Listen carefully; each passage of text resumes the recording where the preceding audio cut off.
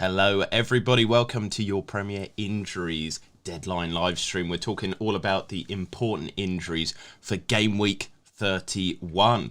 There's lots to go through. I mean, Manchester United are going to be one of the big ones this week, aren't they, Ben? But before we get into any news, any discussions, we've got to talk about you, Mr. Ben. How are you doing today? Run ragged. 16 press conference, so it's back to the norm. Of course, the majority come between that 1 and 2 Twilight Zone slot. So we're just catching up. Head will be flicking from left to right as news comes in. Caveat, as always, top of the show. This is a working document. There will be updates added. But of course, we will talk through all of those with the latest team news, and I'll be discussing any potential changes that I'll be looking to these predicted lineups, which come from Wednesday, just to add. And also to add a caveat as well to your caveat, we'll be going through the teams as always alphabetically. So try and time your questions for then, because we get sent a lot and some of them get lost with the stream of questions. We're trying our best to answer them all. But also, if you don't have your questions answered, you can also head over to the Premier Injuries website, which I've got up here. You've got all the teams again alphabetically. You can click, you can open it up, and it explains the injury problems of these players, potential returns. But also, if then after that you don't have your question answered, you can always tweet me or Ben, and we'll do our best to try and answer. But yes, let's get into it then. Let's start off with Bournemouth in terms of the predicted team news. And what is the latest for the Cherries, Ben? Yeah, just heard from Gary O'Neill, so this one's hot off the press. Two main injury concerns. That's with regards to Senesi and Hamid Traore. Mixed bag. We're expecting Senesi to recover from that minor hamstring problem that kept him out of last weekend. Unfortunately, the foot injury that Traore picked up in training, he hasn't recovered from. So the Cherries could be unchanged from that win at Leicester City, which would mean Chris Mepham retains his place on the left-hand side of defence. Like I say, it would be between him and Senesi, but the Argentine hasn't trained fully up until this point. We got a few nice messages already. Let's Talk Vinyl says, hi guys, Slavcho always in the comments here. He says, hello B and J. And Brian says, hi guys, Mr. Dinnery, the FPL OG. So that's some kind words there. I always open it out as well to people, tell us where you're listening in from. We love to hear that. We love to see it. But we're going to move to Arsenal, the Gunners. Toughish game this weekend against West Ham. But is there kind of any injury news, team news, any boosters? Because Saliba kind of seems to be flirting with joining the squad, but is he going to be back? Unfortunately not, Jason. Mikel Arteta's been a little bit coy with regards to his updates in recent weeks. Suggested last weekend that there was maybe one player pushing for a return. That never really came to fruition. But ahead of this weekend, we did see Eddie Nketiah back with the group earlier in the week, so it's confirmed that he is fit and available. But of course, you wouldn't expect him to be starting, certainly not in the form that Gabriel Jesus is in. With regards to William Saliba, unfortunately, we're hopeful of a return maybe within the next few weeks, although there are no guarantees with that. So, a little bit too soon for the Frenchman, but elsewhere within the Gunner squad, it's pretty much as you were. Yeah, and, the team going forward are looking quite good there, especially Martinelli. He could have another good game against West Ham. We'll kind of move it on then from the Gunners. We've covered them there. Russell says he's from Budapest. He says, Budapest Blades, hello. Villa. So we've got a question about Rashford. We will be covering Rashford in a little bit when we cover Manchester United. So just hold fire on that, James. Aston Villa, though. What is the latest for the Villains? They're in fantastic form, aren't they, Ben? Is there going to be any kind of boosts for the team or any injury news that maybe hampers them for their game against Newcastle? Yeah, we're just waiting to hear from Unai Emery. Of course, they play Newcastle, my boys, in the early kickoff on Saturday. So that's a tough game. I'm still confident of going to Villa Park and getting a result from that, where arguably, two of the most informed teams, along with Manchester City, at the moment in the Premier League. Leon Bailey, hamstring problem. He isn't expected to return. For the likes of Matty Cash, maybe Philip Coutinho and Boubacar Kamara, maybe another 7 to 10 days for those players. But given the form that they're in and the results that they've been getting, I wouldn't expect too many changes to that Villa lineup, if any at all. Interesting indeed. And Traore is looking good at the moment, as well as Watkins. You said, though, in your 888 article, you expect Newcastle to keep Villa out. Is that a bit of bias because of they're your boys, or do you think that Newcastle got enough to stop them? Yeah, there might be a bit of that black and white tinted glasses, looking ahead of that result. But I think just given our bounce back into form and that competitive edge that we've got in Eddie Howe's, chopping and changing things around, keeping players on their toes. We've seen the emergence of Alexander Isak post-injury, then Callum Wilson, coming off the back of, a pretty disappointing spell post-World Cup. He seems to be back in the groove.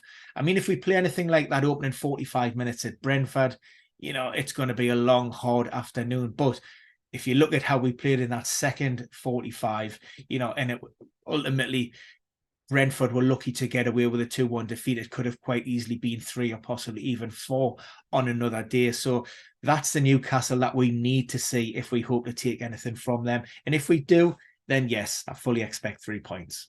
Yeah, I think the thing is post-World Cup, you kind of lost that press, you lost that ability. But I think it's back now, and I think Aston Villa need to be worried. They've played very well in recent games, but it's very hard to defend against that style. You've mentioned Brentford already as Newcastle's opponents recently. Again, is there any updates for the team? Yeah, we've seen the return of Ponce Janssen in recent weeks. I think it might have been his first start or maybe even second start last weekend since recovering from a long-term hamstring problem. Unfortunately, he's had a recurrence. So that's ultimately probably going to end his season. So that's why we have Zanka or Matthias Jorgensen in a back 3 there. Also, the other position that's potentially up for grabs, I have Shara in attack alongside Ivan Toney. Of course, that means Brian Mbeumo drops out, but and I thought the German looked quite promising and quite bright against Newcastle, particularly in that first half. So Thomas Frank does have options, and he could tweak 1 or 2 players. Damsgaard is another one that I've brought in. Baptiste and De Silva are players who have been in and around, and of course Janelt in midfield. And I fancy Tony in that game against Wolves. Wolves are kind of leaky at the back in terms of set pieces, so it could be a good one for the Bees and their brilliant set pieces. Brighton, looking at like the predicted data, the Seagulls aren't really fancied against Chelsea. Their kind of predicted points, their predicted goals, the likes of Matoma, they're not high up there, but I fancy them against Chelsea. The Blues aren't very good. They haven't been good for a long, long while, and things really haven't improved under Frank Lampard. We'll obviously get to their team news in a little bit, but yeah, do you think that they're overlooked a little bit this week because they don't really have any injury news to hold them back either, do they?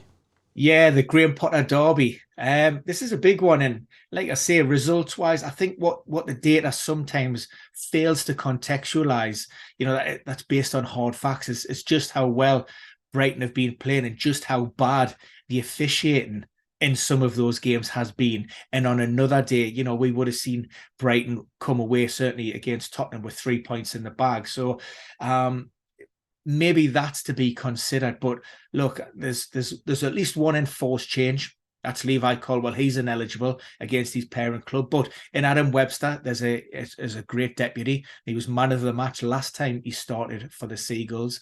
And the other sort of talking point is always going to be around about Evan Ferguson or Danny Welbeck. Of course, I've went with Ferguson here. Look, they're in great form.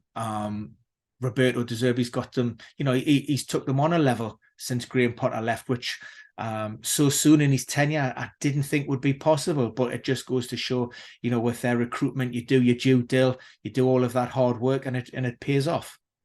Now we do have some mentions of where people are from. Daniel says he's from Jamaica, living in Canada. Man. So he's kind of over there with the Maple Leafs. We've got Brian from Waterford in Ireland, but he's also said kind of what we've been saying here. He's backing Brighton. He's going Steele over Kepa as well. I think it's a good shout here. I think, looking at kind of a lot of the numbers, I'm surprised that people are quite low on Brighton assets. And we shall discuss Chelsea now. Is it difficult each week kind of predicting the team because of the 11, or do you think it's easier with Frank Lampard because he's got his favourites, he's got a certain style that he'll want to kind of keep to? Yeah, it's certainly a lot easier than when Graham Potter was at the helm. It wouldn't come as any sort of shock or surprise to see 4, 5 or even 6 changes from Graham Potter from game week to game week. So we hopefully we'll see a more settled side with Frank Lampard. But of course, typically what we've seen in the past is a 4-2-3-1. He went with a 4-3-3 last weekend, and then in the Champions League he went more with a 5-3-2 or a 3-5-2 in attack. And I've sort of stuck with that 5-3-2, 3-5-2 formation. Not ideal. I think maybe the silver lining from the Ben Chilwell sending off is you'll have a player who's relatively fresh, that was in and around that hour mark, I think 59 minutes. So the discussion point here, of course, we know that Kubalali, that hamstring injury, we're talking weeks as opposed to days, according to Lampard. So he's out at least the next 2 matches now. Whether Berayashil comes into that lineup, or as I've put here, Mark Cucurella. I've went with Cucurella sitting in behind Chilwell, but of course, like I say, if he doesn't want to risk Chilwell, from the start, then Cucurella will be pushed out left, and then Berayashil will come into midfield. The other big talking point is around N'Golo Kante. He's a player, of course, coming off the back of that long-term injury, still needs to be managed. I think that second leg tie against Real Madrid is important. So that's why I don't have Kante. And ultimately, that's why I haven't got Thiago Silva in as well. Very surprised to see him start midweek. That was 7 weeks on the sideline with that hamstring problem.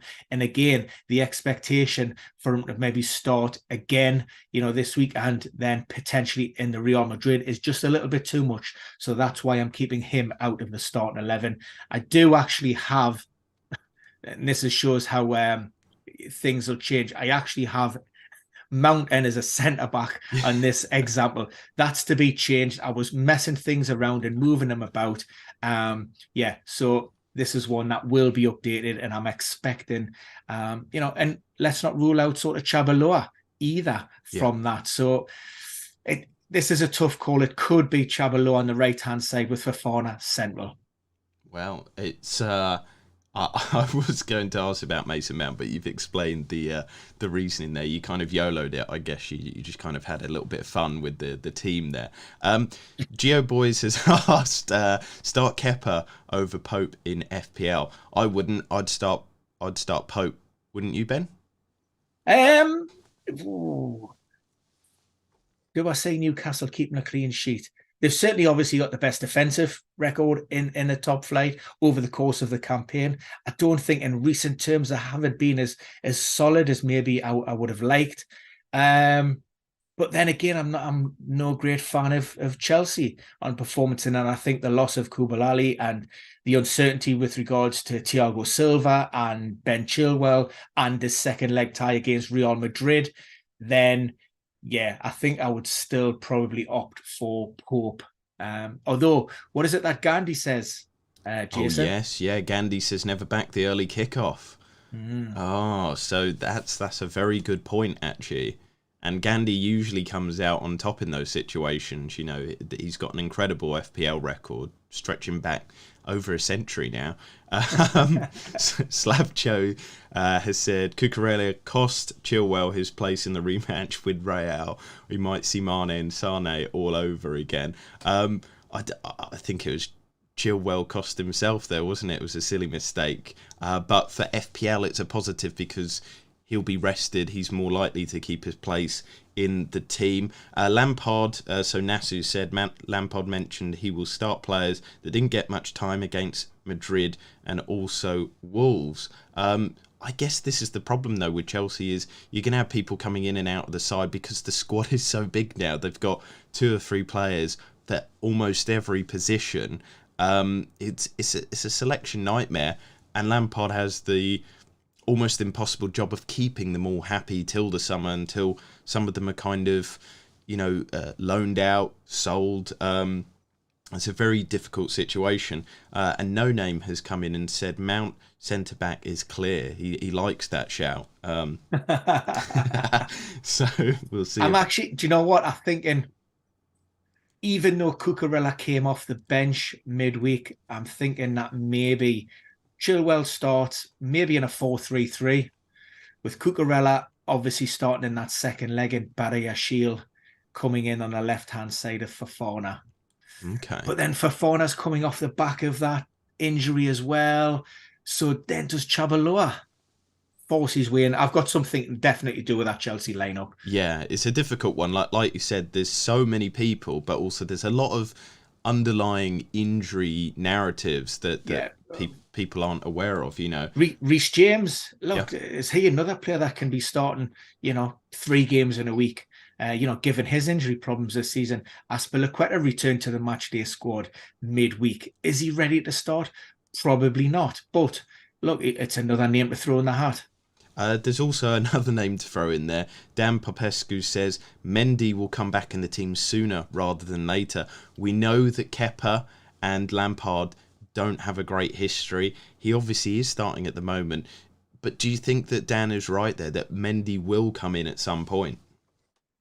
I questioned possibly the potential return last weekend in Lampard's first game. I think Kepa was highly critical of Lampard following his departure after his, that first time around. So I think if Mendy had have been fully fit and training and hadn't suffered that setback where he had surgery on his finger and he had been in a better place, then I think maybe we would have seen Mendy potentially in that Champions League. So maybe there's just a little bit of rustiness and enough to convince Lampard that Kepa is the number one for this moment. But look, I think he may just be waiting, for that one mistake from Kepa.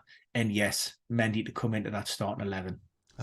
Brian has brought the discussion on to, maybe an unquantifiable, we're not privy to the discussions, but he says, what do you think Lampard's remit is? Is it to get 6th? And just, to put into context at the moment, Chelsea are in 11th on 39 points. They've got teams above them with games in hand. They've got teams above them who are in a lot better kind of form.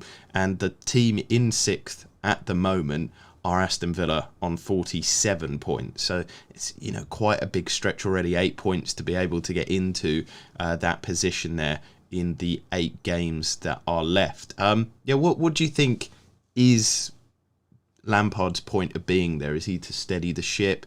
Is he to get them a European spot, even if it's Conference League? What do you think? Yeah, I think to appease the fans, first and foremost, there was a lot of discontent, in the stands, following that appointment of Graham Potter. Wasn't really given a fair crack of the whip. The recruitment has been scattergun, to say the least. How much influence the manager actually had on that at the time, and has he been unfairly judged on the performances? How many times have we spoken about Chelsea crying out for a striker, for that goal scorer that they so desperately need, and yet, they kept on going out and buying wingers upon wingers upon wingers. So I don't know. I think the feel-good factor you get with Lampard, maybe it was hoped that they could carry, Chelsea through, maybe to that European spot. Let's not deny they've got a really quality, good, strong squad there at Chelsea. Morale, confidence was obviously very low. Lampard ticks boxes in that respect. He comes in, he knows the club, he knows a lot of the players, and he can probably get a tune out of a lot of them. You know, the saga with Mason Mount, who's been a big player for Chelsea in the past. You know, there was an opportunity to, you know, injury aside, have a word, you know, put arm around his shoulder and get him back in the team and get him purring. That would be a big boost. So he understands that, but like I say, he's going to need more than, you know, just a couple of weeks to make that happen. So whatever you get from Frank Lampard, I think, is probably going to be a lot better than maybe what they would have got from Graham Potter in the short term. I'm asking. I think, you know, the appointment of Potter was more definitely a long-term strategy, but unfortunately, he just wasn't given that time. Yeah, I think maybe the big thing for Chelsea, you know, very kind of short-termist, but more goals.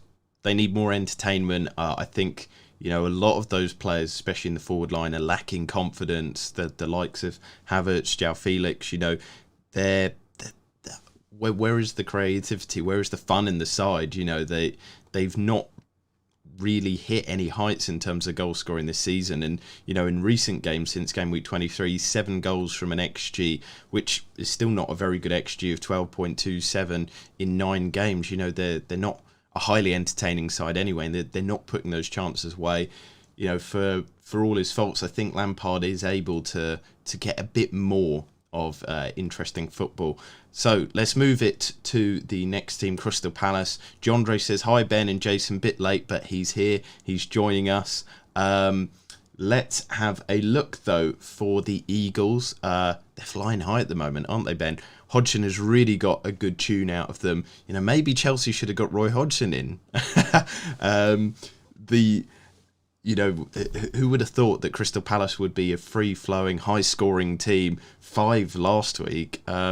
How many this week, Ben? Yeah, and I think it was 31 shots, attempts on goal in his first game in charge, and that was after losing Wilfried Zaha after 45 minutes. So, you know, who is this Roy Hodgson? Can he please, the real Hodgson, please stand up? Fantastic result at Leeds. Honestly, I'll question anybody anywhere in the world that could have got anywhere near that predicted scoreline, particularly after they went 1-0 down. So, yeah, look, the players are playing for him. The Odsonne-Edouard, he was a slight doubt after picking up a heavy knock on his ankle. He's been cleared. So, you know, we're not expecting Vicente Guaita or Wilfried Zaha back at best, probably until the end of this month. So the Eagles unchanged. I like a few of their players in the squad now. Eze, Elise, they're looking good. And this match against Southampton, you know, there's a few good matches ahead for Palace. I think over the next 6 game weeks, if they got the second best or something run of fixtures, they could score some goals. It could be a fun little run in, especially if Hodgson just plays with the handbrake off. Could be some good attractive football from some good young talent there, but also some cheap assets as well. Everton up next, though. What's the latest on the Toffees?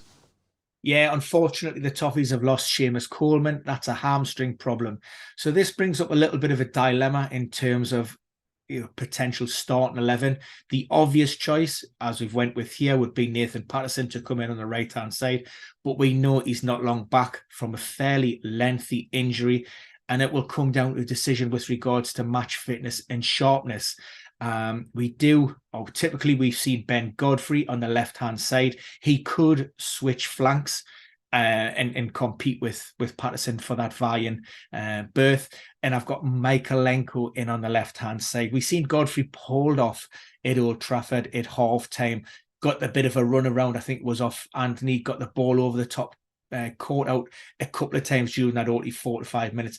Looked a little bit uncomfortable positionally, just a little bit off it. So that's why I've went with a more orthodox fullback.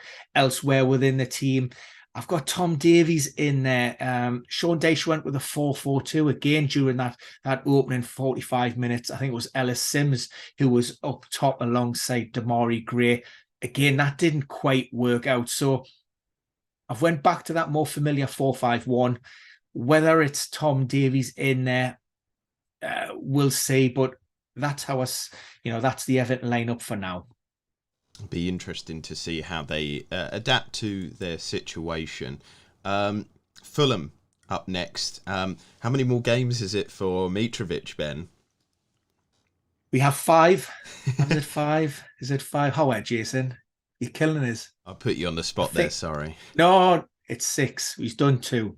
He's done 2. Okay. So his 8-game ban was extended. So he's actually due back. I know he's due back on May the 13th, Jason. And you know why May the 13th is an important date for your diary. Yeah, because it's your birthday. Jason. Big love, brother. See, I remember these things. You're good. You're very, very good. Yes. But so are you looking forward to him returning on your birthday then? Well, he's a former Magpie. I'm not sure who they're playing against, but if he could do a favour for us to help us in those Champions League standings, then that would be fantastic. But always look out for those old boys. Never got a fair crack at the whip under Rafa Benitez. Not sure what was going on there. Deserved a lot more. But yeah, happy to see him doing really well in the top flight, proving those doubters wrong. Yeah, I'll admit it. I was one of the doubters. I thought this season is going to be the repeat of last season before, all those seasons in the Premier League. But he's come in, he's blown it away. And fair dues to Fulham as well. They've done it really well. They've just been a fantastic team this season. And they're vying for those European spots. But it is this game against Everton this weekend. As you said there, Everton have got a few problems. Any problems with Fulham that should hold them back? Or are they pretty good apart from the obvious banning of Mitrovic? Yeah, just long-term absentees, really. We know that Niskan Cabana, working his way back from an Achilles issue, has been spotted on the training pitches, and also lands in Kuzvana. That's a medial collateral ligament strain. Maybe in and around it should be mid to late April for a potential return. I have gambled on a couple of selection decisions here from Marco Silva. That's in an attempt to get them out of this little sort of malaise of results. Been quite poor over the last 6. I think there's only one team conceded expected XG conceded worse than Fulham. So they really went off the boil. I've got Solomon on the left-hand side as opposed to Willian. I've got Wilson in on the right ahead of Cordova Reed. And I've also brought Tom Kearney into that team in place of Harrison Reed. But again, that's just me maybe freshening the sides, given that run. There was nothing really forthcoming from Marco Silva with regards to any of those decisions. Just my thoughts. Yeah, well, with the cottages there, that keep an eye out, because over the coming weeks there could be an article or an analysis on this. But do you think that Fulham might be one of the first teams to be, not with nothing to play for, because they could get European spots, but they're safe? At the start of the season, I'd say realistically they were probably hoping to stay up, put in a solid performance, but they're sitting high in 10th. They've got a game in hand. They could sneak into one of those Conference League spots, but I think there's a few teams probably just a tad better than them.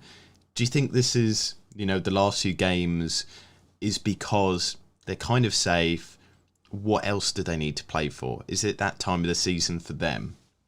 I think that might be a little bit harsh. There's still a lot to play for. There's still a lot of money in terms of where you finish within, that Premier League table. And, you wouldn't have Fulham as being one of those, big spending clubs. And, that money is important to them.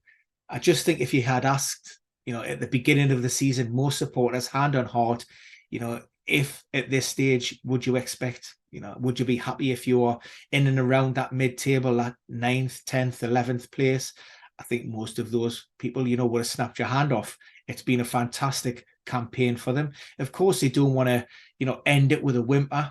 The loss of Mitrovic is obviously huge.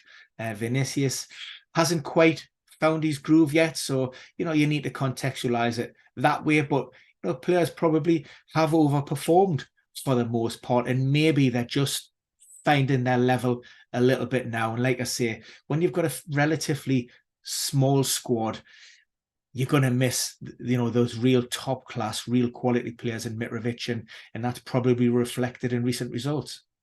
We've got a little discussion in the comments here. People do throw them in. Ben, I'll ask you as well. Slavcho has said Leighton Baines was an absolute FPL legend. Brian has added to that and said that Coleman and Baines double up was legendary. I said, who are some other FPL legends? I threw out Michu. Brian has said Suarez. Jandre has said Lundstrom. I mean, he was fantastic. Who's one that comes to your mind, Ben? Jeez. Shearer? I've got to say Shearer, haven't I? I mean, Shearer, was he an FPL legend though? He was a legend in every single sense of the word, in every walk of life, across every single platform. What you forget, Jason, is that, I'm not before the FPL days. I'm going all the way back to the Telegraph.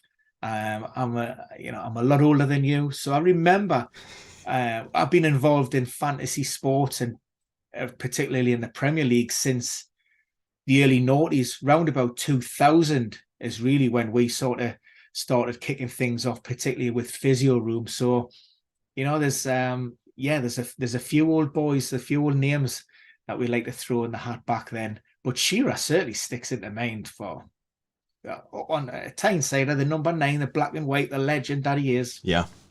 Got to.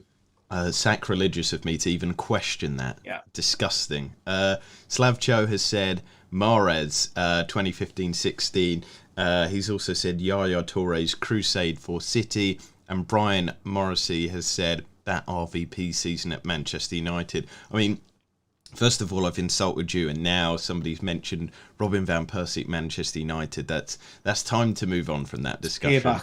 Payback. And up next are Leeds United. I think we did have a question about Leeds, so if somebody has a question, please put it back in there because I think it's got lost with all the others. But yeah, what is the latest on Leeds?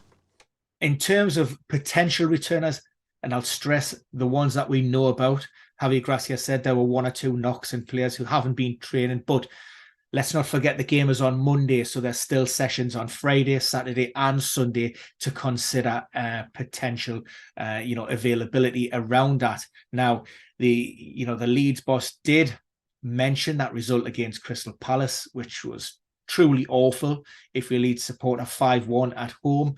And he said that he wouldn't be making changes or wholesale changes based purely on that result alone. However, I have done it for him, particularly in that back line. I just think you cannot get away from such a bad result. So Christiansen in for Ayling. I've got Liam Cooper coming into the side and I've got Strike at fullback for Firpo, just to try and solidify that back line a little bit. Max Wuber is a player that could potentially come in, but he's been sidelined since the international break with a hamstring problem. So even if he does train fully with the group, and he has been taking part in aspects of training, I still don't have him penciled in to start from the beginning. But, Javi Gracia may feel that he needs to take some chances and risks with every point and every result, extremely important at this stage of the season. And was he communicative this week? I mean, was he in good form? We see that one week he talks to you, one week he doesn't. Yeah, look, I would say overall fairly positive. Like I say, he did at least provide some kind of update and some context around his squad, as opposed to just, that usual, well, we've got injuries, but I'm not going to tell you about them. Cedric, bringing back a bit of nostalgia, says the Telegraph and the Times, when you had to phone in your transfers. I mean, how did that even work? Look, I remember as well, I mean, this is probably well before your time. We used to have play by mail, and we used to have to mail in our team selections. And then I used to get up at like 7 o'clock on a Saturday morning when they would mail the results back out to you. It used to be fantastic. I think I paid about £2 a week as well for that. Jeez. And what was the prize? What would you win? I'm not even sure. I never got anywhere near winning a prize. So the only prize that I ever remember winning, every single week they used to have a 25 rated player in a competition. And when you submitted your team, you could put forward, and I won the 25 rated star midfielder. So Oh, there you that go. was me set for life. There you go. You should really have that in your Twitter bio. That's Yeah, why player everybody. by mail, and it was by Mick and Maureen Bonner. I wonder how them old guys are doing. Exactly. I mean, this is the sort of thing that people have in their FPL Twitter bios, don't they? Season whatever got 1,000th position. You've got the 25-star man. That's incredible stuff. Let's move it to Leicester City, though. I don't think anybody in their team's a 25-star man. Probably let alone a 1-star man. Mikkel says, stop it. Nobody played in those times, just people in loony bins. But people of a certain age. Certain age, right. Yeah. So the news with Leicester, a lot of people are interested in Barnes. Is he out for this game? Is he injured? What's the latest for him and the rest of the team as well? Yeah, Harvey Barnes out. That's a hamstring related issue. So definitely out of game week 31 with an outside chance of being available in game week 32. That will depend on his response to treatment over the next 7 to 8 days. Also, Ricardo Pereira, that was a hamstring problem as well from last week. A little bit more serious than Harvey Barnes. So probably towards the back end of April, hoping to have him back. So really, in terms of wingers available, that's, Dean Smith isn't off to a great start. That's why I've slightly tweaked the formation here. We have Dewsbury Hall back from suspension. I'm also taking a little bit of a gamble and throwing Johnny Evans back in there. Another player coming off the back of a hamstring injury.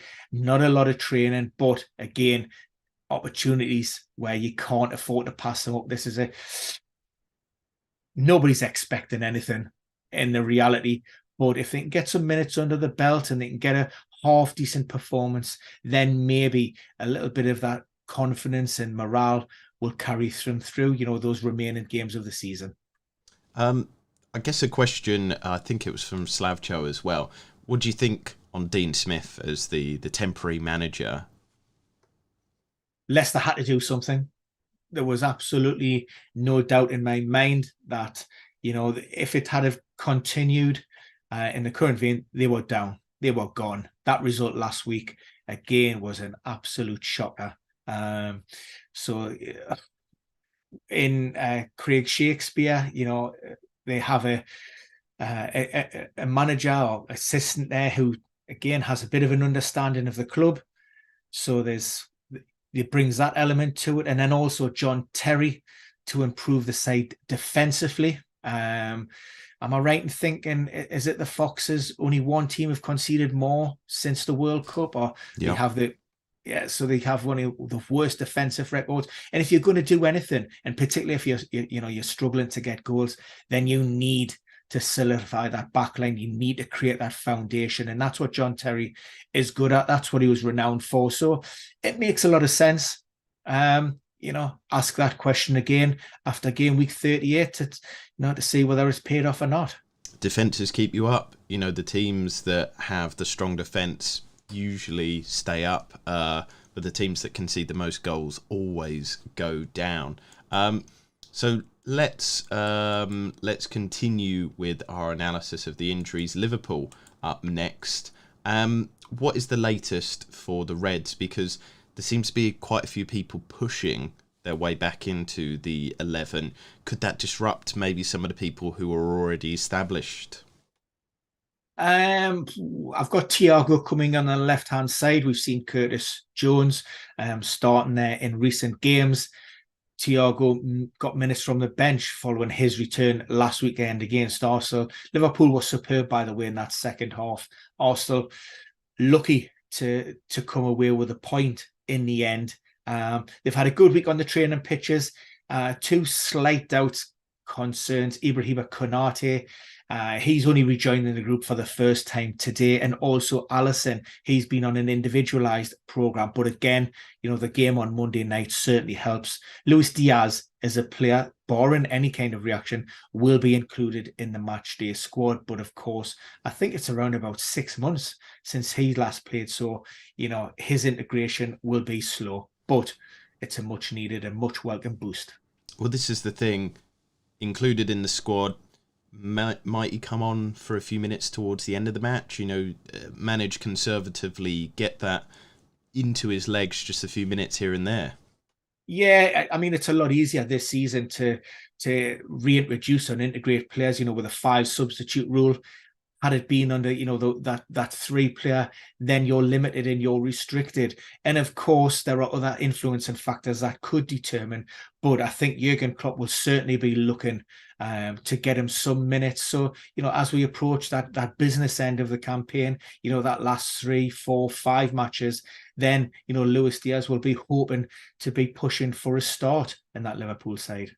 Yeah, and so this then, I guess, is a few weeks down the line, but it will be a problem for who plays Jota, Salah, Nunez, or Klopp might go to his 4 up top, which he's done previously as well. Manchester City up next. A lot of eyes on Grealish. He's playing so well at the moment. And you expect John Stones to continue in his kind of new defensive midfield role, or is it, again, you never know with Pep? We've seen very little change from Pep. I think this lineup more or less mirrors what we've seen from RB Leipzig, Liverpool, Bayern Munich. The Mahrez, Bernardo Silva is the only way it's been changed. So I'm sticking with that. And yes, like I say, it's a little bit of a risky strategy because we know that Pep does like to change things up, freshen the side, but we're at a stage again where you can't really afford to take too many risks. And these are tried and trusted. They're playing very, very well. When you're playing well and you're winning games, fatigue isn't so much of a factor. So I'm hoping that, like I say, we don't see too many changes from Pep this week. But of course, with so much strength and depth within that squad, then it's always a risk. In terms of injuries or absences, the only real one we have is Phil Foden, that he had an appendectomy. He isn't too far away. Initial timeline suggested maybe 2 to 3 weeks, progressing well. He's not training, but based on that gives him an outside chance of maybe returning in the FA Cup. Marius says, hello guys, sorry for being late at the live. That's all right, we forgive you, Marius. John Ray has said, will KD be fine to play after midweek? Yeah, that was more fatigue related. There was no injury. Pep dealt with that with a fairly straight bat. He said that he wanted to bring Alvarez in just to inject some energy to give that higher press. But like I say, certainly no injury as such for KDB, which means that he should be fit and available and ready to go this weekend. Mary says, is there a chance to see Lewis for John Stones? John Stones is made of glass, in his opinion. Yeah, that's always the worry with John Stones. If I recall, I think we've had 5 hamstring setbacks alone this season. So, he's never far away from the physio table. Yeah, look, it's a possibility if Pep does want to freshen his side and he does want to protect players. My feeling is always, look, let's start with a really strong 11, get the job done, and then bring players off. And if that's after 50, 55 or 60 minutes, then so be it. Lewis had that purple patch where he was outstanding. But again, he's a young player, high expectations. They'll just want to manage those expectations as well. So it's been really good from Pep with that regard. But like I say, look, there are a lot of players that could potentially come in and changes the formation with Kyle Walker, or even Walker playing in an advanced role, in that Mahrez position, Laporte.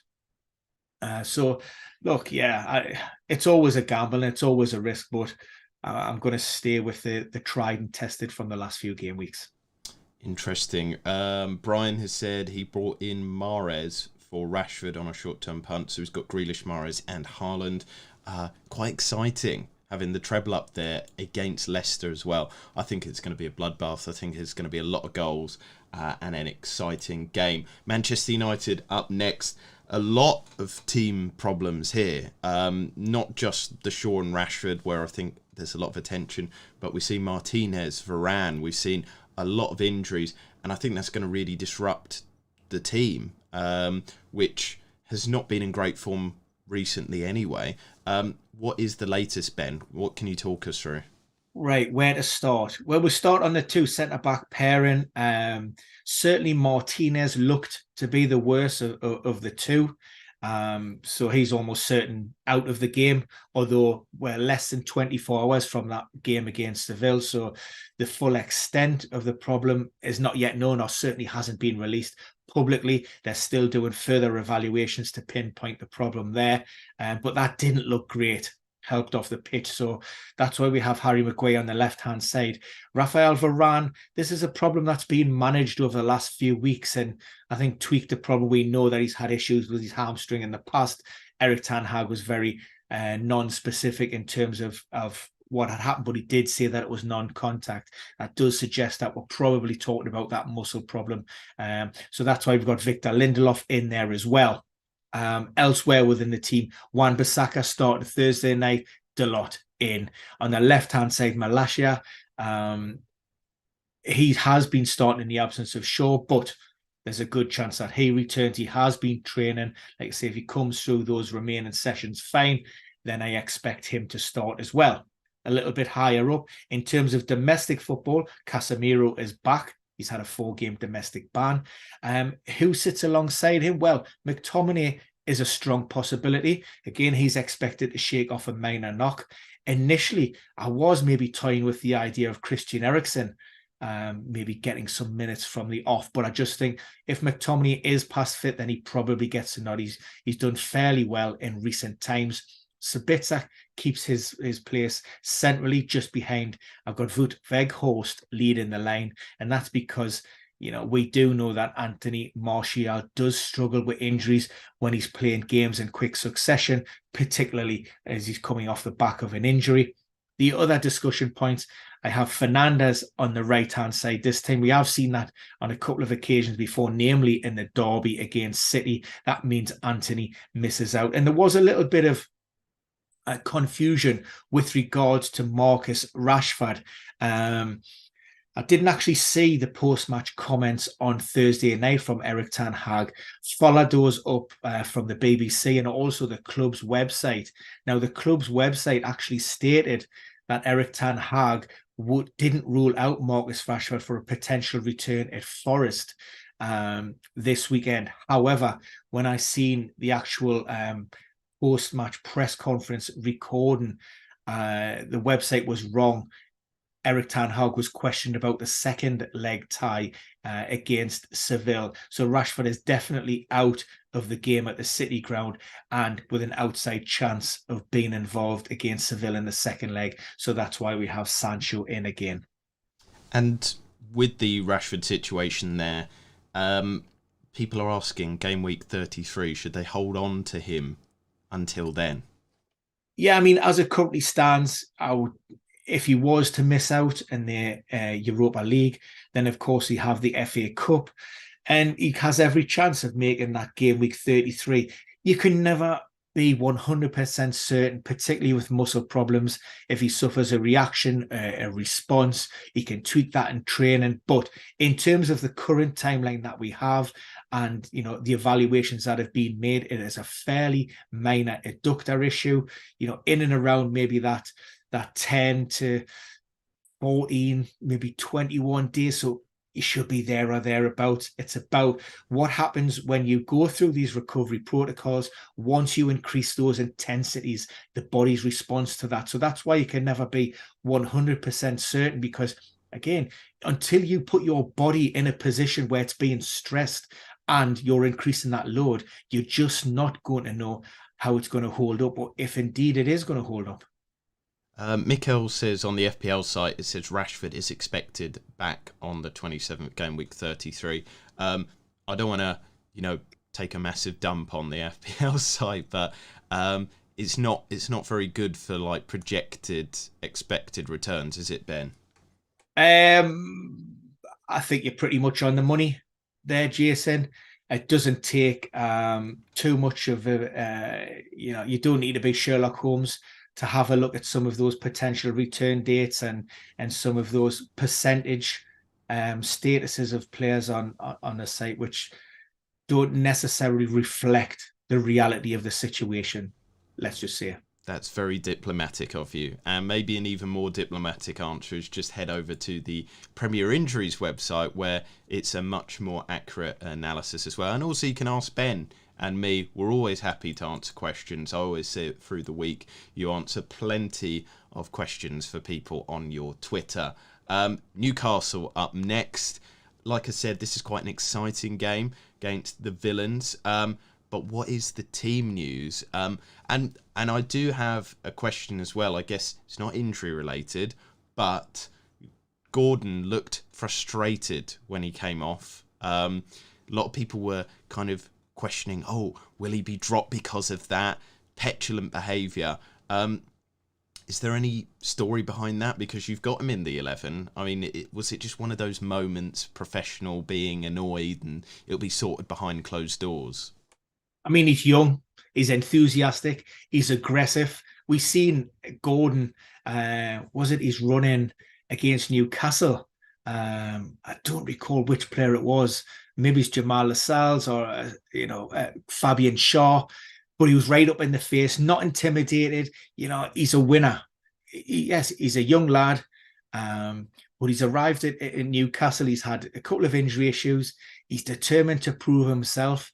Opportunities have been hard to come by because, Newcastle have been playing really well. Miggy Almiron first and then Jacob Murphy. And he came on and, unfortunately, he maybe responded in a way that was a little bit maybe disappointing, but Eddie Howe's addressed that, nipped it in the bud straight away. He's had a word with him. I think Matt Ritchie sort of pulled him to one side at the end of the day. And, it wasn't a slight on his performance in any way, shape or form. Eddie Howe said he thought he had picked up a little bit of a knock. He was a player that was quite away from the bench. It was a way of managing the game. He needs to learn, and he'll understand that as time goes by. He had a big impact, like you say, Newcastle in that second 45, but great. Jacob Murphy has been fantastic. I just think maybe his levels dropped a little bit with Miggy Almiron potentially back in the matchday squad, but not ready for a start. I think maybe Anthony Gordon is maybe deserving of an opportunity. But like I say, it is a little bit of a gamble in there without any shadow of doubt. The other big talking point, of course, is the Callum Wilson stroke Alexander Isak combination, to some or one or the other. I'm just struggling really to squeeze them both in at this moment. It could be, one potential option will be Willock over to the right. You drop Longstaff, you bring Joe Linton in a little bit deeper. Isak goes out wide and Wilson plays centrally. That is an option, but I just, Sean Longstaff is that workhorse in the midfield. He is the legs, he's the runner, and what he lacks in maybe quality, he more than makes up for in heart. And, his constant pressing and tackling and work maybe allows those players higher up the field to do their job and score us the goals. There you go. It's, Maris has said it, toss a coin. That's probably the easiest one for you there. It's very, very tough. Nottingham Forest up next. I don't think a lot of interest in them, but yeah, what's the latest there? Yeah, look, the injury list, where do we start with Notts Forest? I'm expecting a few changes. We're due to hear from Steve Cooper very soon. Like I say, there are question marks all over the pitch. This is how I've went with the team.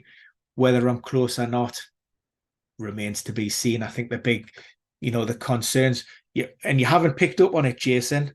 I'm very disappointed you haven't, but you're back in that starting lineup after recovering from injury. Yes, I'm back. I mean, this is fantastic news. Let's see how I perform against Manchester United at the weekend. KA has said, you guys are legends. I look forward to your injury news updates and have your website on constant refresh. Who do you think gets more game time this week and in the run-in, Almiron or Luis Diaz? Lovely comment there from KA. Thanks for joining in. But yeah, what do you think on that one, Ben? Oh, I would say Luis Diaz is a 10 to 15 minute cameo. Almiron would be determined by other factors. I'll say Diaz. Interesting. More point potential, do you think, as well? I mean, when we're talking point potential, I'm probably looking at 1 point versus 0 points. Southampton up next again. Team with not a lot of interest, so you can whiz through that, Ben. Yep, not really expecting anybody back. Good news with regards to Tino Livramento. He's due to play for the under-21s tonight, Friday, against Stoke, I believe. That's been a long time out. I think we're looking at maybe 13 or 14 months maybe since he last played. So that's a huge boost. There you go. Up next are Tottenham. Any news on them? A team that are not really in form. And if I'm honest with you, I think they're going to struggle with Bournemouth. I don't see it being this easy game that a lot of people are expecting. They've been very lucky in recent game weeks. Turgid football. Bournemouth are going to play into that. Just, defend, block, and maybe have a counter-attack here and there. Yeah, a team that more or less picks itself as well. We've seen Richarlison return to the matchday squad last time out. That was on the back of very little training. He has worked all week unhindered. So, he's another viable option from the bench. But elsewhere within that Tottenham treatment room, there's no change. The bigger concern is East Visuma. There was hope that it was around about an 8-week injury. But look, I think as it currently stands, we're maybe not expecting him to return this month.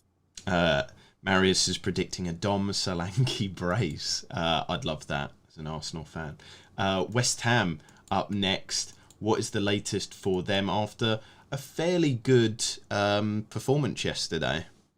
Yeah, made 6 changes. David Moyes wasn't best pleased, actually. He said it was a below par performance, although he'll take that point. Last weekend was a great result at Craven Cottage. They got the win, that desperate win. The result, which apparently, if media reports are to be believed, that hinged on David Moyes' future at the club. I've went with 10 of those players. Paquetá would be the player that picked up an ankle injury against Newcastle. I've brought him back into that starting 11, which of course means the likes of Cresswell in at left back as opposed to Emerson. Zuma back in the team, and then Mikel Antonio and Danny Ings leading the front line for the Hammers. We got a question from John Dre. Who scores more points this week, Harry Kane or Mo Salah?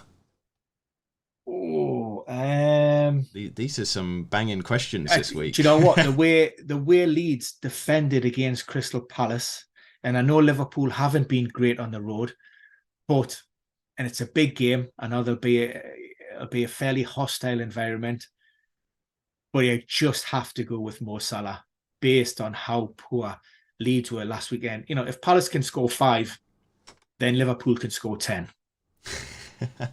It's a very good point. A lot better attackers at Liverpool. Richmore has said good morning from LA.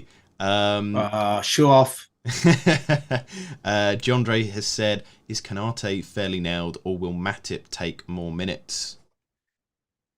A fully fit Kanate, and like I say, he's returning to train today for the first time, is that first choice centre-back pairing alongside Van Dijk. And then we get to the final team. So if you've got any last-minute questions, please do send them in. But we're going to be wrapping up here. Wolves, what is the latest for them? Yeah, another good result. Was it? Am I getting confused? Was it a good result last weekend, Jason? Tell me. Against Chelsea, yes, of course it was. It was 1-0. With that absolute banger of a goal from... Yes. Was it Nunez? Yeah. Oh, God. So good. Yeah. Picked up a knock late on, but he's been cleared. The only other change, Hee-Chan had been excellent for Lopetegui before picking up that injury. I think that was on international duty as well. Hamstring-related problem. Have him coming in for Diego Costa. Had a few questions in recent weeks with regards to the absence of Raul Jimenez last week and also Ait Nouri. Both players are fit and available, but they're just unable to get into that match day squad. So they're fighting for places. as Lopetego referenced it. Well, I think that is all the questions. That is us wrapped up for this week. People are sending in thanks. It's been great to join you, and thanks for some really good questions as well. It's been enjoyable. Some testing ones for you this week, Ben. Made you arm and a few times. But we will be back soon, so hit that subscribe button. As always, we've got lots of videos coming through the week in terms of maybe quick analysis of injuries and deeper ones as well. We will see you very, very soon, and stick around.